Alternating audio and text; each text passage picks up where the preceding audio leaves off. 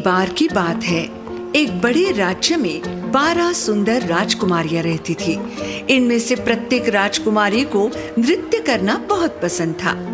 एक दिन जब सबसे छोटी राजकुमारी महल की खिड़की से बाहर देख रही थी, तो उसने बगीचे के कुएं में एक लाल रोशनी चमकती देखी। वो बिना किसी को बताए कुएं के पास चली गई। जब उसने अंदर देखा तो उसे प्रकाश के अलावा कुछ भी दिखाई नहीं दिया। इसलिए उसने बाल्टी से प्रकाश को पकड़ा और उसे अपनी ओर खींच लिया। ये क्या है? बाल्टी के अंदर चमकदार लाल जूतों की एक जोड़ी थी। जिस क्षण छोटी राजकुमारी ने जूते पहने, उसने पाया कि वो बगीचे में अविश्वसनीय रूप से अच्छा नृत्य कर रही है। वाह, ये जूते जादुई हैं। मैं कितनी खूबसूरती से नृत्य करती हूँ। अचानक एक छोटी परी प्रकट हुई। उसने राजकुमारी से कहा, ईमानदारी से जूते बांट लो, नहीं तो तुम्हें जादू की कीमत चुकानी पड़ेगी। और गायब हो गई। छोटी राजकुमारी ने परी की बातों पर ध्यान नहीं दिया और अपनी बहनों को जूतों के बारे में नहीं बताया। अगले दिन एक भव्य बॉल का आयोजन किया गया।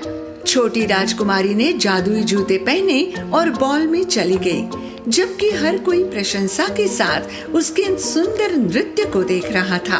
बीच वाली राजकुमारी ने जिज्ञासा से पूछा, बहन, तुम पहले इतना अच्छा नृत्य नहीं कर पाती थी, ये जूते कहाँ से लाए?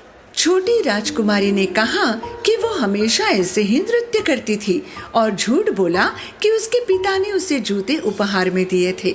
अचानक जूते बंद हो गए और छोटी राजकुमारी धड़ाम से जमीन पर गिर पड़ी। ओह, क्या हुआ?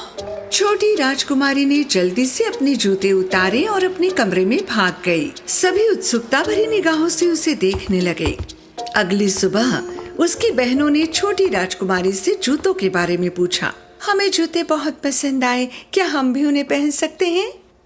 लेकिन इस बार छोटी राजकुमारी ने कहा कि उसने जूते खो दिए हैं।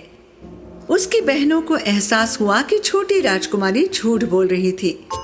छोटी राजकुमारी ने अपनी बड़ी बहनों से छिपकर फिर से जूते पहनने की कोशिश की, लेकिन नाचने के बजाय जूते उसे जल्दी से जंगल में एक पुरानी झोपड़ी में खींच ले गए। बचाओ!